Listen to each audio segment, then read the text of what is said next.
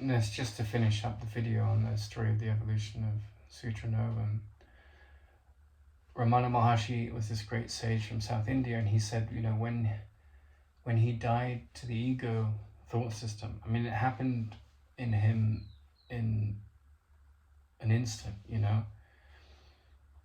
But he described that experience as, if you think of a garden shed, as like this incredible force of wisdom and light and power, which you could compare to an elephant. It walked into a shed, right? Or let's say a shed was somehow put on top of the elephant, and an elephant is far bigger than a shed. It's like, somehow squeezing into a very tight pair of pants. Or perhaps, the metaphor of the Incredible Hulk, he's wearing, as Banner, he's wearing his normal street clothes, and then suddenly he becomes the Hulk, and all his clothes expand and explode. And in a way, you could see video footage of Romana, and his hands were shaking, and it wasn't Parkinson's. There was no personality left. He had a wonderful way with people, and he was very warm and caring, but there was no identity there. He had just completely, died to fear, died to the illusions of the body. And what replaced that was just this incredible love and light and power and joy and beauty and acceptance and the ending of attack thoughts and defense. And he was really clever, as the intelligence didn't go away. There's a story of him where he had a helper called Annamalai Swami, and he wanted Annamalai Swami to come along and start building something that the ashram needed. And he knew that if Ramana had the idea and started doing it himself, they'd all come around, and the man in charge of the building on the site would be offended and hurt, and he didn't want to hurt his feelings. But there was a need for this thing, whatever it was that came into his inspired mind, to be built. And so he asked Annamalai Swami to build it.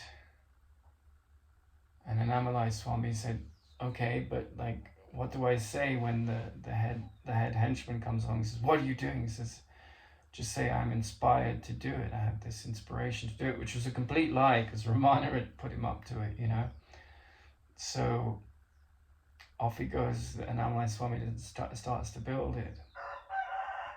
And of course the head planning guy comes along and says, what are you doing? You're a disgrace, and belittles him.